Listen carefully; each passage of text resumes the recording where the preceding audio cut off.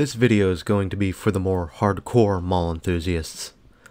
A long time ago, this collection of county offices and services was known as the Quenby Mall, serving Albemarle, North Carolina. I went out here on a whim, and was admittedly hasty, but I'd say it was well worth the trip. Let's come see this old relic for ourselves.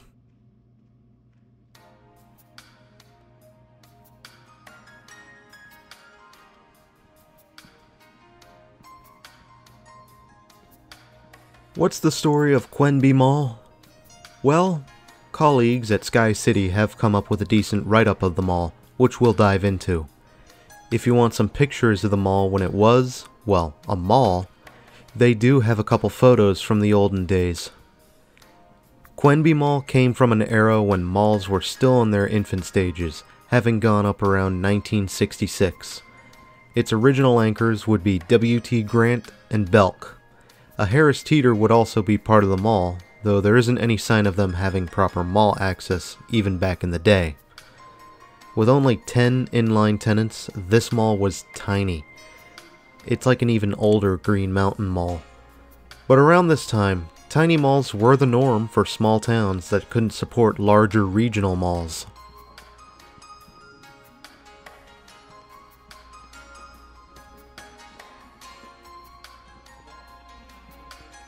Quenby Mall got to enjoy around 15 years of success, and JCPenney would even come to replace Grant's when they left.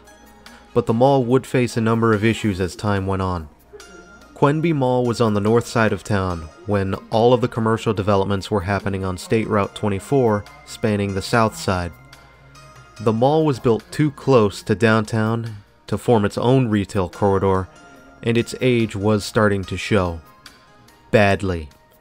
And to rub salt in the wound, JCPenney and Belk would both ditch the Quenby Mall for the newly constructed Albemarle Mall in 1981.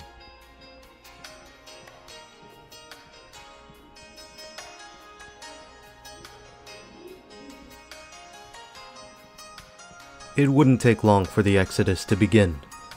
Harris Teeter would flee the mall in 1989, followed shortly after by an Eckerd Drugs, which was serving as an out parcel.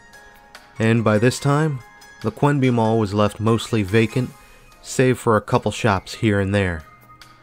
While this would be the end of the story for most tiny malls of this era, Stanley County stepped in to take over the mall and would refill the space with various offices and services, ultimately saving the mall.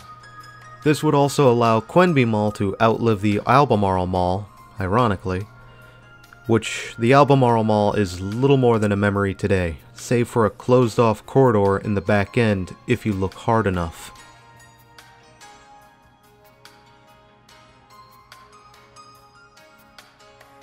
While Quenby Mall was reconfigured slightly for the Stanley County offices, much of the mall itself is still intact, from the brickwork outside to the wood grain and main concourse inside. It is an old specimen that you likely will not find anywhere else.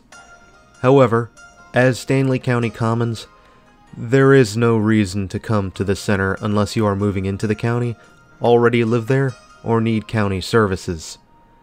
Nonetheless, it is good to see an old vintage-era mall survive in some form.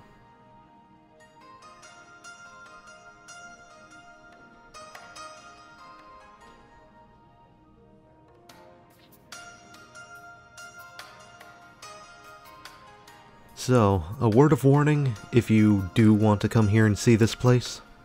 While there is some public access, and even what appear to be mall walkers, I would advise caution on what you do and where you go in this place.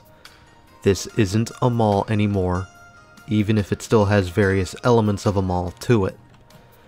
Someone here caught on to what I was doing, and probably interpreted me as a creep. They never confronted me, they never asked me any questions, but they decided to do a passive Karen move and get a picture of me on the way out. I guess we'll find out if this video results in a cease and desist. Even then, we've seen all there is to at this place.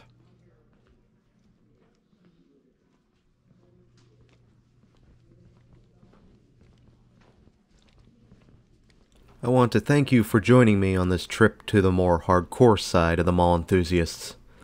I doubt this video will get that many views because it's a rural mall in small town North Carolina, but still, nothing ventured, nothing gained. Thanks for having me, Albemarle, North Carolina, and until next time, this is Doomie Grunt wishing you, and the old Quenby Mall, farewell, and good luck in this mad, mad, mad world.